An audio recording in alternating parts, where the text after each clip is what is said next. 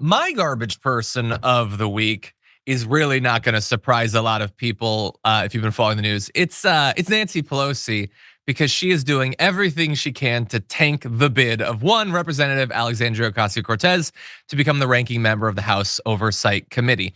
And there's multiple reasons that I'm picking Nancy Pelosi, not just the obvious ones. It's that AOC looks set to get this position. So like, it's not even that, there's a really good other candidate that Nancy Pelosi would prefer. This really just stinks of a desperate last attempt to torpedo the career of a person who could very well be the future of your party, who has done way more than even I would want her to do to try to win you over, you evil old fool, Nancy Pelosi. And so she just cannot conceive of AOC taking over and becoming a leader in the party. So instead it's, no, we have to have, the ones all the kids are fighting for. Representative Gerry Connolly needs to be the ranking member, a 74-year-old with a recent. Stand By Me. What's that? Yeah. I loved him in Stand By Me and Sliders. Yes, I get it. He already has everything, Connolly. doesn't he? Marry Rebecca Romaine. Stop it with the Gerry Connolly jokes. But anyway, so she wants this 74-year-old to take over. He recently was diagnosed with cancer, and look, if he can still perform his duties, he's going to do that. And I feel bad for the guy that he was diagnosed with cancer. But this is the committee where you're going to have some chance to hold Trump and his administration accountable. You need someone who is filled with energy and drive and has also shown themselves to be almost uniquely capable of serving that role, and that is AOC. She can do that over the next 4 years, but the issue isn't that Nancy Pelosi doesn't think she can do the job, it's that she thinks she can do the job. She doesn't want AOC to be generating headlines and enthusiasm over the next 4 years. She certainly doesn't want her to cruise into a possible Democratic primary for 2028 with the party being enthusiastic about her. So this is just constant eating of your own, trying to hamstring your own party because you don't like what the future looks like. And so absolute garbage, Nancy Pelosi. But I don't understand why she doesn't like what the future looks like. She doesn't like AOC's politics. She doesn't like that she protested her on day one. She understands that AOC is opposed to some of the donors that Nancy Pelosi has been working with for many years. I think it's complex, but there's a lot.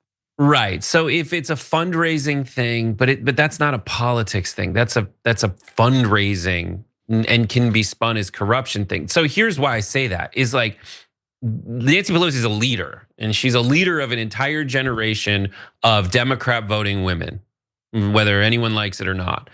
And a lot of Democrat voting women, older women that I've spoken to, because I love them, is there's like this vibe that's like, I don't like AOC, she's weird. I liked her for a minute, but I liked her until essentially Pelosi told me not to. And the reasons are overlapping because that generation of women is the ones who fought for so many of the amazing things that at one point seemed impossible. And it's like Dion Cole's bit, like someone who's not a comedian tells a joke to him and he doesn't laugh because he can't fathom that someone else is being funny.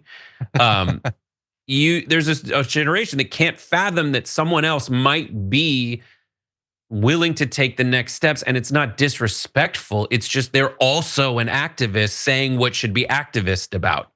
Yeah.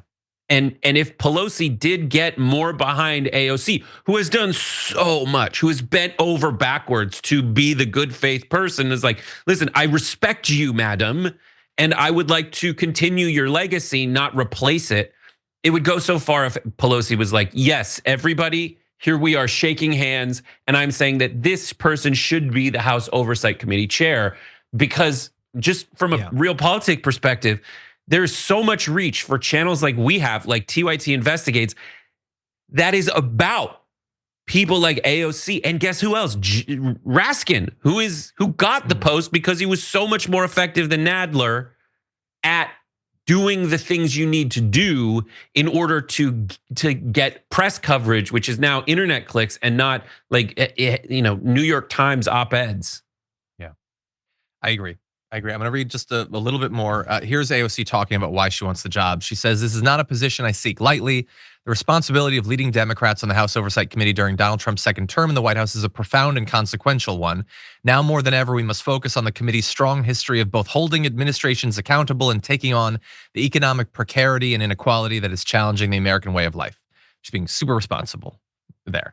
And apparently, according to one familiar with AOC's whip count, says she has, quote, pretty much the entire Oversight Committee with her.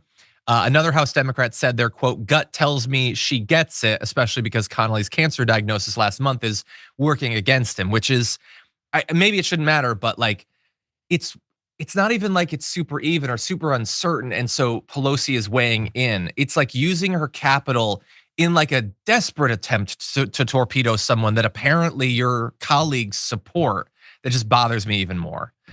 Anyway, with that said, let's move on to the community garbage person of the week for time. 42,000 of you voted, and here are your top 4. Coming in at number 4, GOP Representative Eli Crane for wanting to give Danielle Penny a medal for having strangled to death an unarmed homeless man. Coming in number 3 with 9% is Laura Trump for claiming she has the record to be senator. She's put out literal records.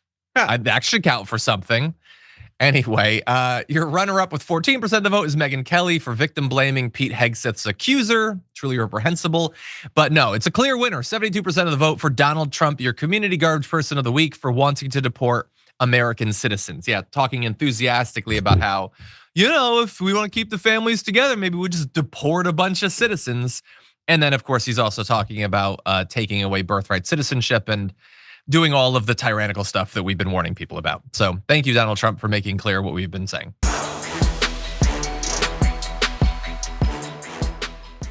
When you click the join button and become a tier 2 member, you get access to all of our weekly top 10 lists. What are you waiting for?